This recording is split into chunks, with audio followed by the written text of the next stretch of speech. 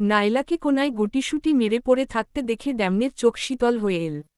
তার চোখ বন্ধ ছিল, মুখমণ্ডল অস্বাভাবিক লাল হয়ে উঠেছিল এবং শরীর কাঁপছিল। সে যখন দ্রুত এগিয়ে যেতে চাইল, তখন ক্লার্ক হঠাৎ তাকে সরিয়ে দিয়ে বড় বড় পদক্ষেপে নাইলার কাছে পৌঁছাল এবং তাকে পাজাকোলা করে তুলে নিল। নাইলাকে অচেতন অবস্থায় দেখে ম্যারি ভ্রু কুঁচকালেন। তিনি কেবল নাইলাকে এক রাত আটকে রেখে শিক্ষা দিতে চেয়েছিলেন, পরিস্থিতি এতটা চরমে পৌঁছাবে তা ভাবেননি।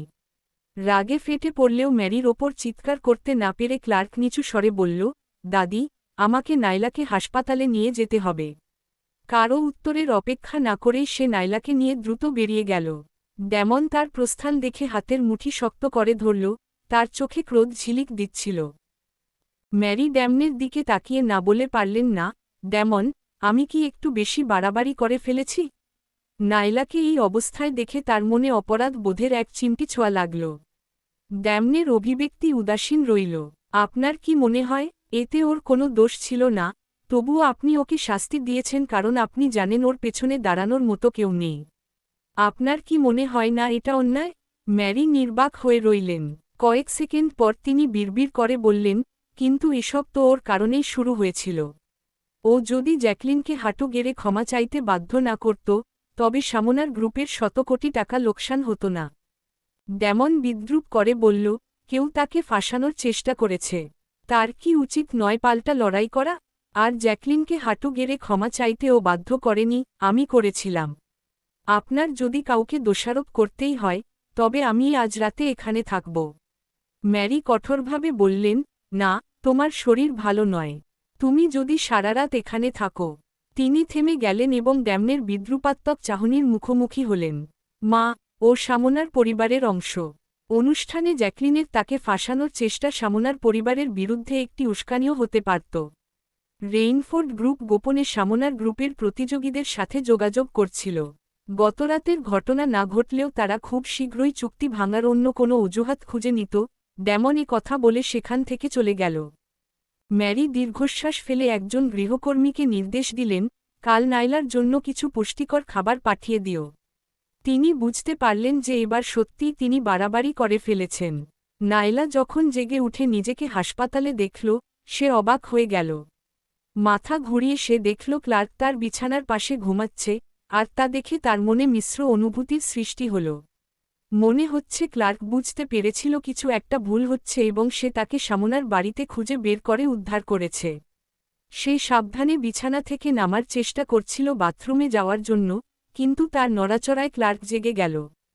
তাকে জেগে থাকতে দেখে সে দ্রুত জিজ্ঞেস করল, তোমার কি কোথাও অস্বস্তি হচ্ছে? মাথাটা একটু ঘুরছে, এছাড়া সব ঠিক আছে, নাইলা উত্তর দিল।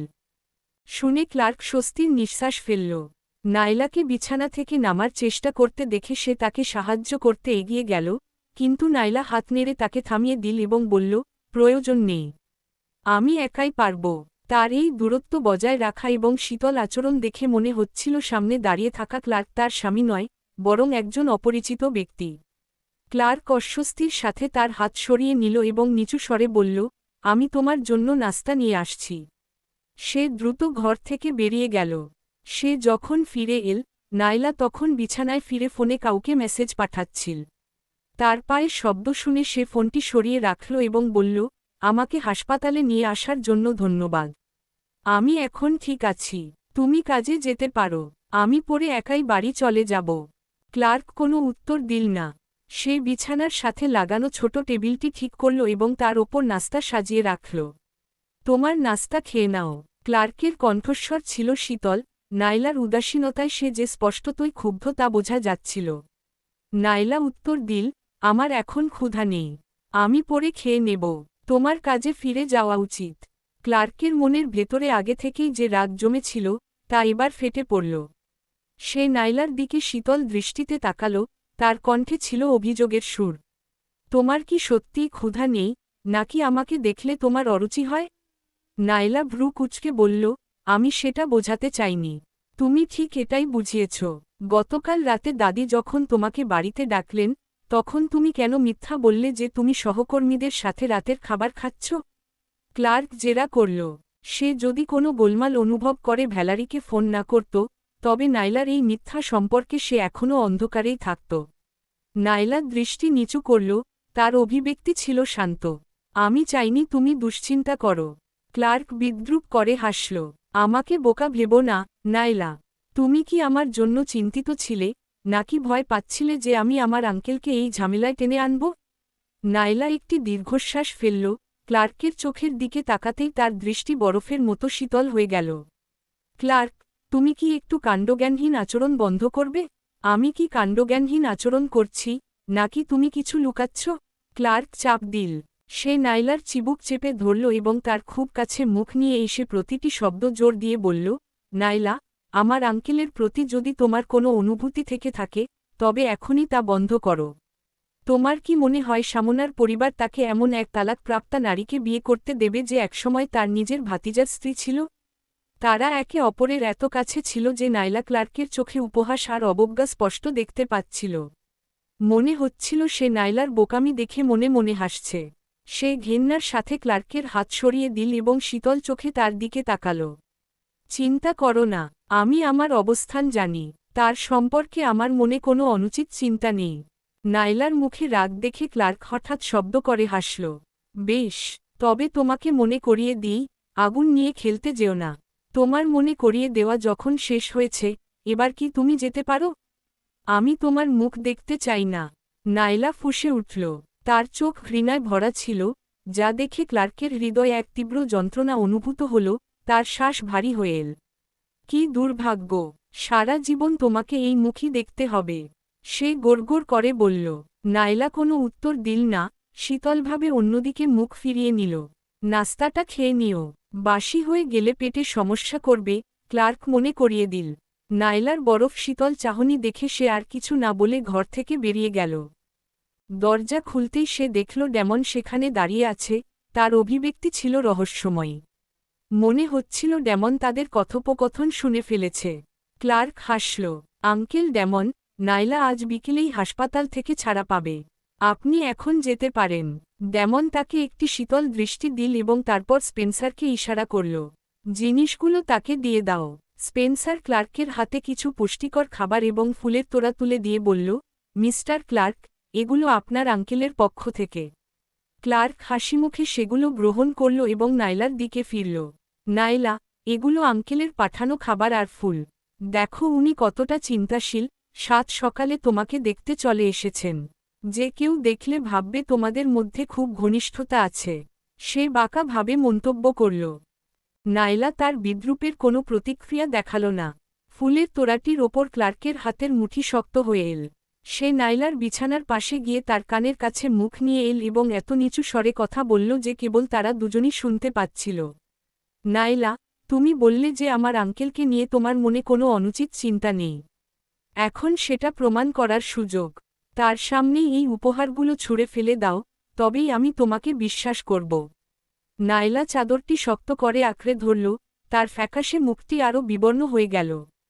তার ইতস্তত ভাব দেখে ক্লার্কের মুখে এক বাঁকা হাসি ফুটে উঠল, কিন্তু তার চোখ ছিল শীতল।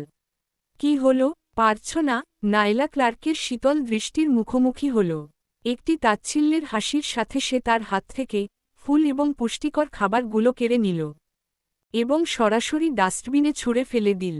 স্পেন্সারের চোখ বিস্ময় বড় বড় হয়ে গেল, যা দ্রুত রাগে পরিণত হল।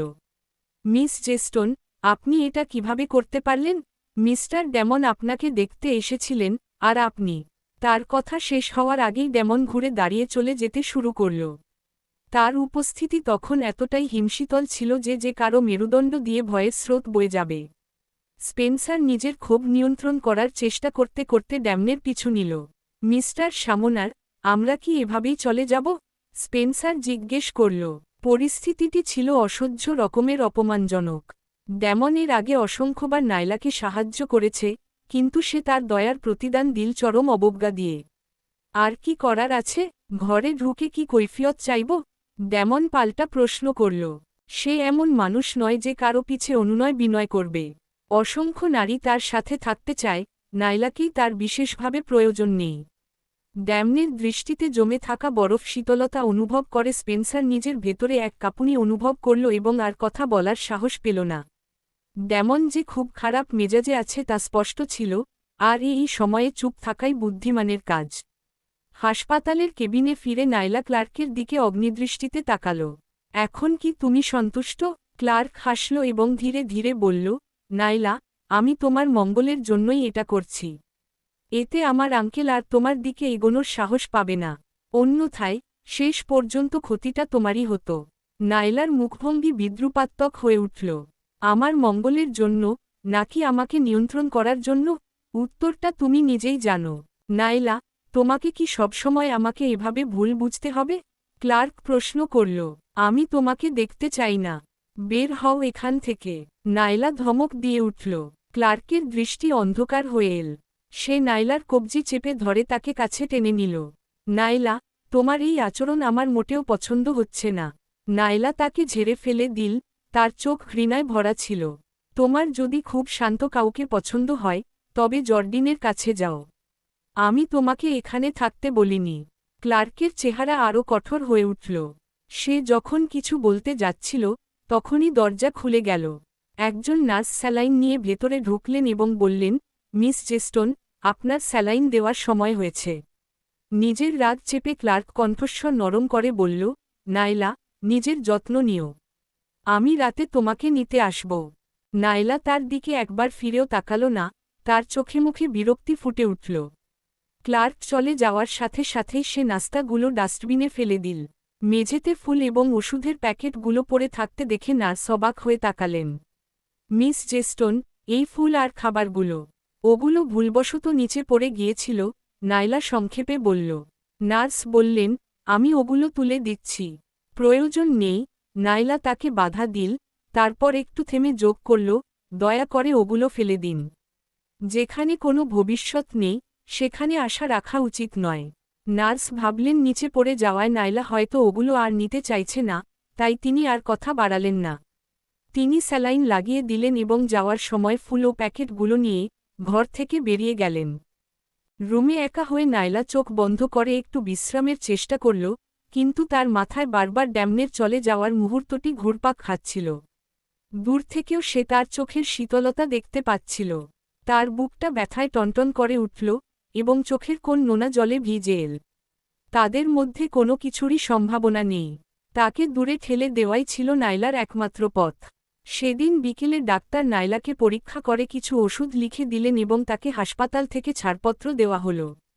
পরদিন সকালে নাইলা অফিসে পৌঁছানো মাত্রই স্পেন্সার একজন তরুণীকে সাথে নিয়ে তার কাছে এল। মিস জেস্টন, কোম্পানি আপনার কাজের সহায়তার জন্য একজনকে নিয়োগ দেওয়ার সিদ্ধান্ত নিয়েছে। স্পেন্সারের কণ্ঠস্বর ছিল বরফের মতো ঠান্ডা। আগের দিন ড্যামনের সামনে নাইলার ফুল ও উপহার ছুঁড়ে ফেলে দেওয়ার ঘটনায় সে তখনও প্রচণ্ড ক্ষুব্ধ ছিল। যাই হোক, ড্যামন যেহেতু বিষয়টি নিয়ে আর বাড়াবাড়ি করতে চাননি, তাই একজন সাধারণ সেক্রেটারি হিসেবে স্পেন্সারের কিছু বলার ছিল না। নাইলা স্পেন্সারের পাশে দাঁড়িয়ে থাকা তরুণীটির দিকে তাকাল। তার মুখটি ছিল শিশুর মতো গোলগাল, কাঁধ পর্যন্ত চুল এবং চোখগুলো হাসলে বাঁকা চাঁদের মতো দেখায়, যা তাকে খুব মিষ্টি একটি রূপ দিয়েছিল।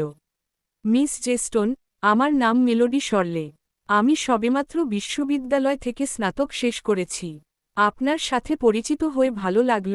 মেলোডি নিজের পরিচয় দিল। হ্যালো, আমি নাইলা জেস্টন। নাইলা সংক্ষেপে উত্তর দিল।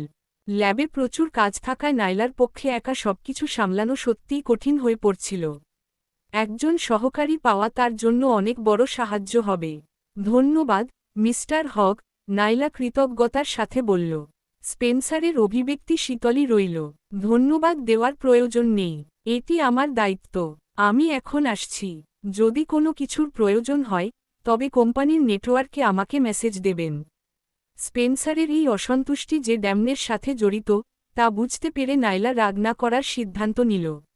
সে মাথা নাড়িয়ে বলল, ঠিক আছে। স্পেন্সার চলে যাওয়ার পর মেলোডি নাইলার দিকে ফিরে জিজ্ঞেস করল, আমি কি আপনাকে নাইলা বলে ডাকতে পারি? মিস জেস্টন, বলাটা বড্ড বেশি আনুষ্ঠানিক মনে হয়। নাইলা হাসল। ঠিক আছে, আজকের জন্য তুমি শুধু গবেষণাপত্রগুলো পড়ে দেখো। 2-1 দিনের মধ্যে তুমি ল্যাবে কাজ শুরু করতে পারবে। ঠিক আছে, ধন্যবাদ নাইলা, মেলোডি উৎফুল্ল হয়ে বলল। মেলোডি ছিল বেশ প্রাণবন্ত এবং পরিশ্রমী। সে বারবার ল্যাবে এসে নাইলাকে গবেষণাপত্র বিষয়ক বিভিন্ন প্রশ্ন করছিল। নাইলাও ধৈর্য ধরে তাকে উত্তর দিচ্ছিল। দুপুরের মধ্যেই তাদের দুজনের মধ্যে বেশ ঘনিষ্ঠতা তৈরি হয়ে গেল। দুপুরে মেলোডি নাইলাকে টেনে ক্যাফেটেরিয়ার দিকে নিয়ে গেল।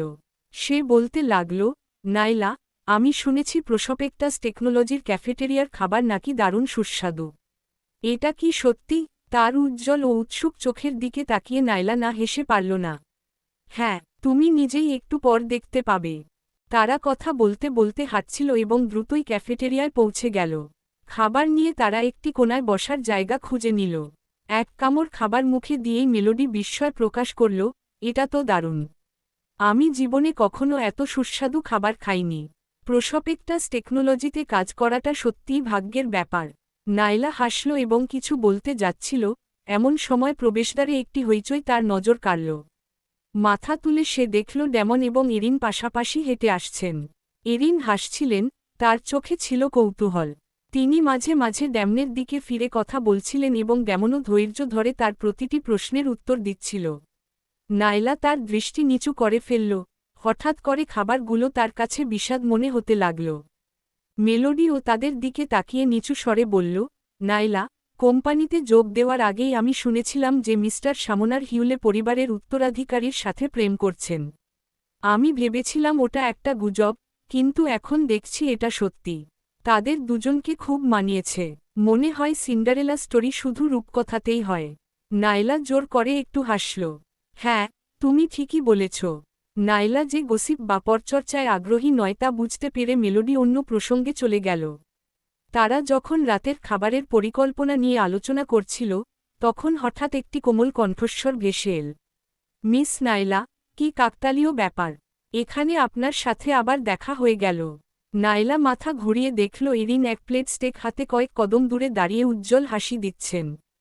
সেই ভোজসভার পর থেকে নাইলা এরিনকে পছন্দ করত না, কারণ এরিন জ্যাকলিনের পক্ষ নিয়ে বারবার নাইলাকে লক্ষ্যবস্তু করেছিলেন। তাই সে তার অভিব্যক্তি স্বাভাবিক রেখে বলল, হ্যালো, মিস হিউলে। আমরা কি আপনার পাশে বসতে পারি? এরিন জিজ্ঞেস করলেন। নাইলা কিছুটা ভ্রু কুঁচকাল এবং উত্তর দিতে যাচ্ছিল, কিন্তু তার আগেই মেলোডি দ্রুত বলে উঠল, অবশ্যই, কেন নয়। এরিন নাইলার পাশে বসলেন এবং ড্যামন মেলোডির পাশের আসনে বসলেন, যা নাইলার ঠিক আড়াআড়ি বিপরীতে ছিল। ড্যামন একবারের জন্যও নাইলার দিকে তাকাল না, তার উপস্থিতি থেকে এক ধরনের জমাটবদ্ধ শীতলতা ছড়িয়ে পড়ছিল। এরিন ড্যামনের সাথে গল্প করছিলেন, তার মুখে হাসি লেগেই ছিল। যদিও ড্যামন কেবল মাঝেমধ্যে উত্তর দিচ্ছিল, তবুও তাদের মধ্যকার পরিবেশ বেশ স্বাচ্ছন্দ্যময় মনে হচ্ছিল। এরিন এবং ড্যামন তাদের পাশে বসার পর থেকেই নাইলা মাথা নিচু করে নিঃশব্দে খাচ্ছিল।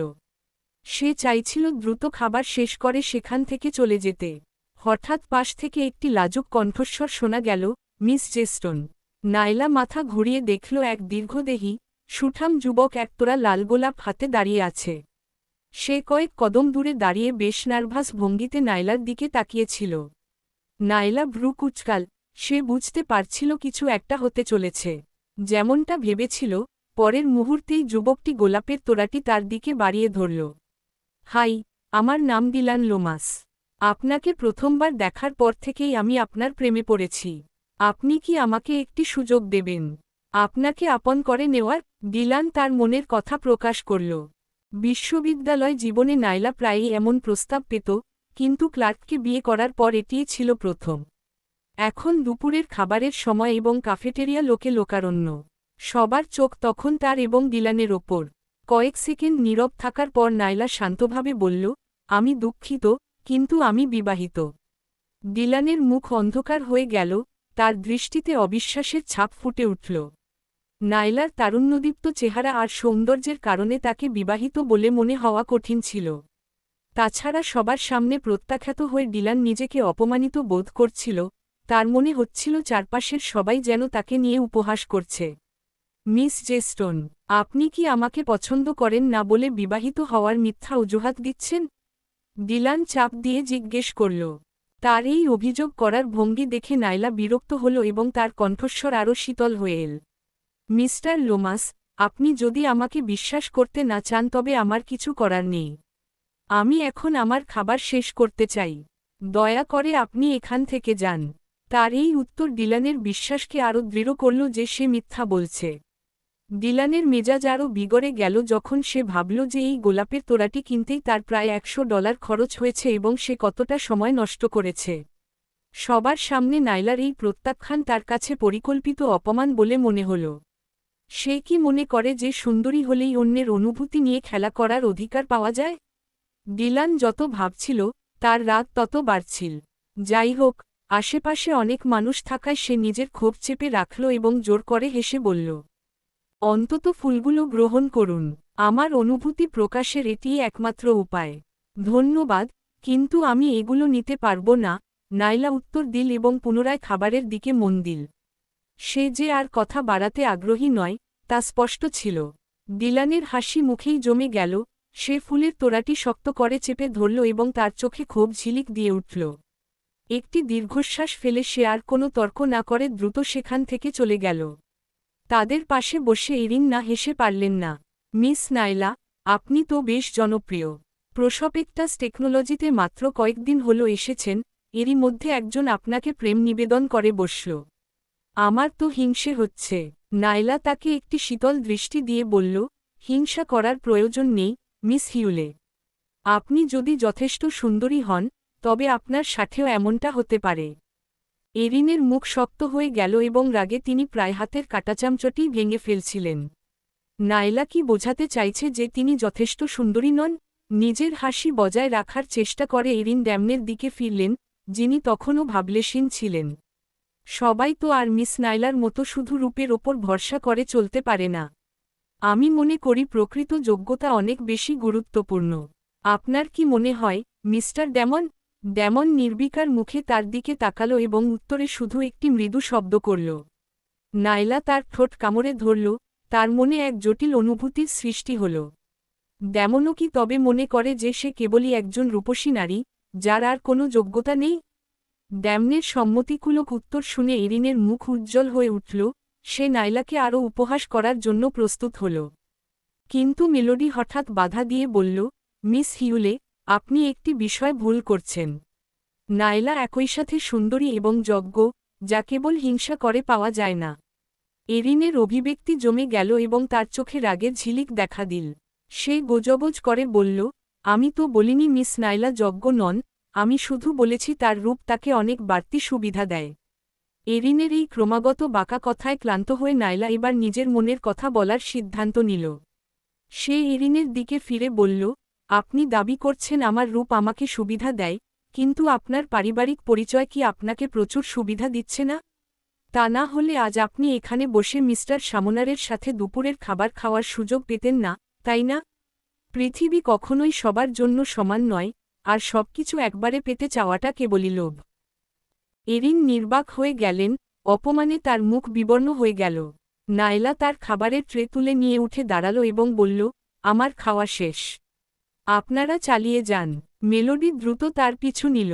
নাইলা, আমি দুঃখিত। আমি আগে না ভেবেই কথা বলে ফেলেছি। আমি যদি তাদের আমাদের সাথে বসার অনুমতি না দিতাম, তবে এসব কিছুই হতো না। নাইলা বিষয়টি উড়িয়ে দিয়ে বলল, এটা নিয়ে ভেবো না। এরিন আসলে তাকে উস্কানি দেওয়ার জন্য যে কোনো অজুহাত খুঁজছিলেন। তারা যদি বসার অনুমতি নাও দিত, তবুও এরিন আশেপাশে কোথাও বসতেন, এবং নাইলাকে বিরক্ত করার অন্য কোনো উপায় বের করতেন। শুরুতে নাইলা ভেবেছিল এরিন এবং ড্যামন একে অপরের জন্য উপযুক্ত, কিন্তু এখন তার মনে হচ্ছে এরিন ড্যামনের যোগ্য নন। তবে শেষ পর্যন্ত ড্যামন যদি এরিনকেই বিয়ে করার সিদ্ধান্ত নেয়, তবে সেখানে হস্তক্ষেপ করার অধিকার নাইলার নেই। তারা চলে যাওয়ার পর এরিন ড্যামনের দিকে ফিরলেন। মিস্টার ড্যামন, মিস নাইলা কি আমার ওপর কোনো ক্ষোভ পুষে রেখেছেন? সে তার ঠোঁট কামড়ে এমনভাবে তাকালো যেন সে খুব মর্মাহত হয়েছে। সাধারণত অন্য কোনো পুরুষ তাকে এই অবস্থায় দেখলে সহানুভূতির সাগরে ভেসে যেত। যাই হোক, ড্যামন ভাবলেশীনভাবে প্রশ্ন করল, আপনি কি আগে তাকে উস্কানি দেননি? ড্যামন যে নাইলার পক্ষ নিচ্ছে তা বুঝতে পেরে এরিনের রাগ বেড়ে গেল, তার কণ্ঠস্বর আরও কঠোর হল।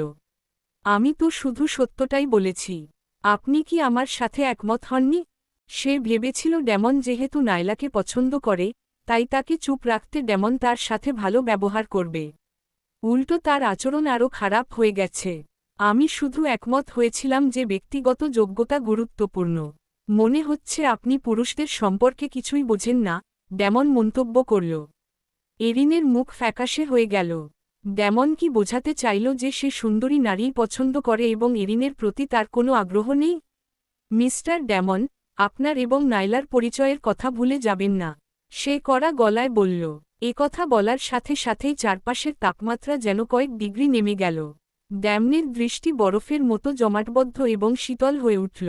মিস হিউলে, আমি আপনাকে পরামর্শ দেব কথা বলার আগে ভেবে বলবেন। অন্যথায় এর ফলাফল আপনার সহ্য করার ক্ষমতার বাইরে চলে যাবে। কথা বলে সে উঠে দাঁড়াল এবং চলে গেল। ড্যামন কাফেটেরিয়া থেকে বেরিয়ে যাওয়ার পরেই এরিন সেই শ্বাসরুদ্ধকর চাপ থেকে মুক্তি পেল এবং এক দীর্ঘশ্বাস ফেলল। তবে সে দমে যাওয়ার পাত্রী নয়। অনেক বছর পর নিজের পছন্দমতো একজন পুরুষকে খুঁজে পেয়েছে সে, এত সহজে হার মানবে না। নাইলা এবং ড্যামন তার পথের বাধা হতে পারে, কিন্তু তার কাছে এখনও সুযোগ আছে। যাওয়ার সময় ডিলানের রাগান্বিত চেহারার কথা মনে করে এরিনের মুখে এক কুটিল হাসি ফুটে উঠল এবং সে মনে মনে একটি পরিকল্পনা করে ফেলল। নিজের অফিসে ফিরে ড্যামন শীতল কণ্ঠে নির্দেশ দিল, আমাদের কোম্পানিতে ডিলান লোমাস নামে কেউ আছে কি না তা খুঁজে বের করো। চলবে।